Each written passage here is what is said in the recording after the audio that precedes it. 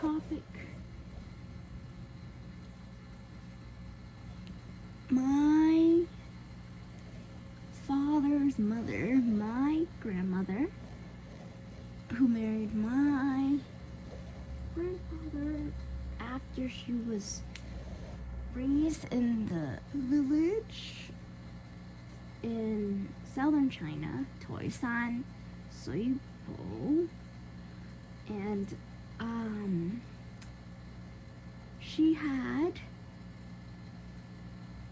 I think, 6 brothers, and she was second born, the only daughter, and so she was born in the 1920s or 1930, probably 1927, and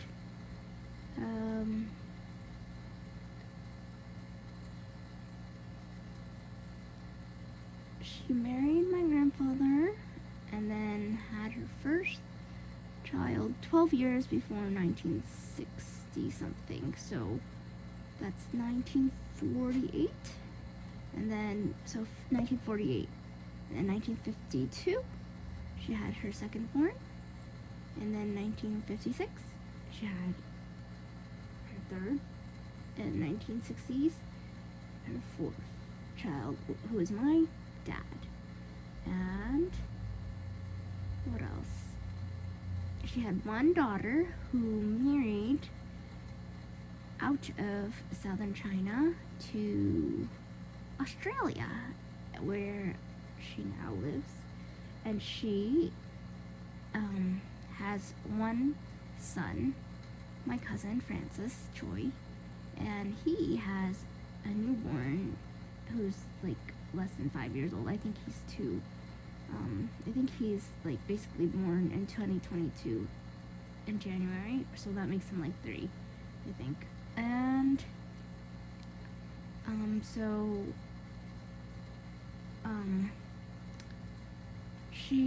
my grandmother came here in the, I think, late 80s, 1980s, and she has a picture of her making a phone call, like on a, old, office phone, probably a rival at the airport or something, and then calling back or something, to tell them that they've arrived in America. I think they came to New York City first, and then they came to Boston, and then, my grandmother was there at the Beth Ayers Deaconess Medical Center when I was born, and probably there for my brother, who was born in Massachusetts 20 months after I was born in the 1997, and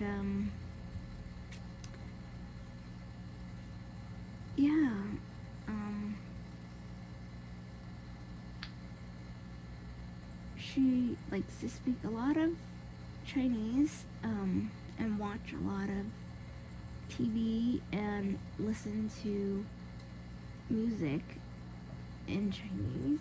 And some of the things that I remember watching is like Cantonese, like opera music.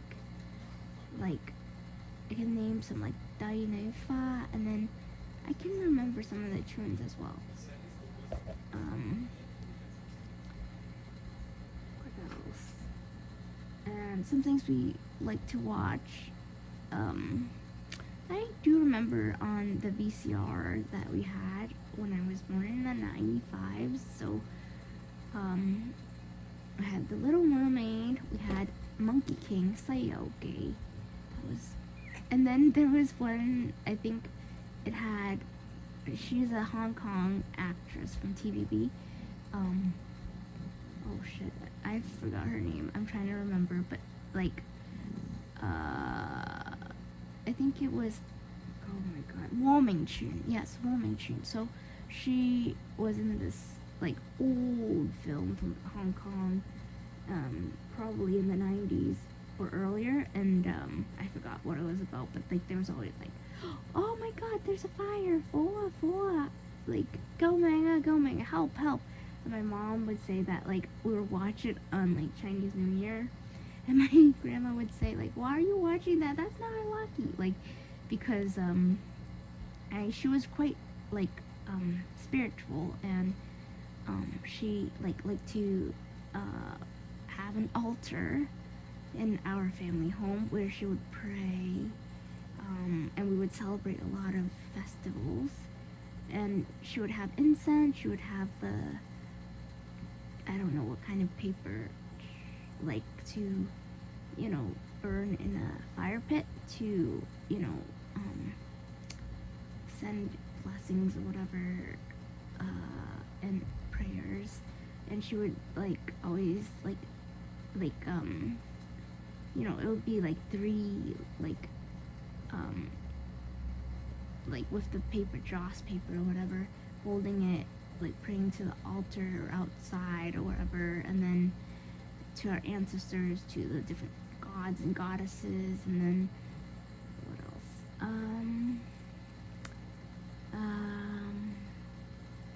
I remember that like in my childhood home, I think she like got me a bird. I think it was like a finch or I don't know what they're called, like the little birds that are typical in the East Coast. So yeah, but she had one of those, and then I don't know what happened to it. And then what else? My grandmother is like shorter than 5 feet. I think she's like 4 feet 11 or something like that. She has little feet, like probably not even a size 6, I would say. And yeah, she's 97 years old. She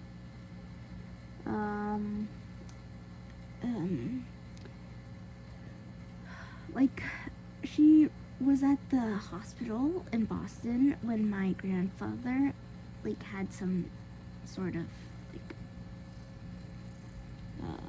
recovery in the hospital, and I think this was 2009, and I was crying when I saw my grandfather like that, and she started crying as well, and I think he passed in 2009, so 2025 January, here we are. It's been a long time.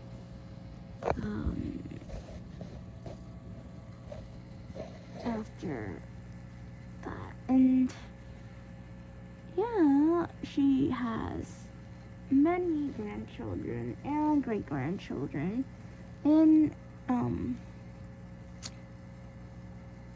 Massachusetts mostly, and one grandchild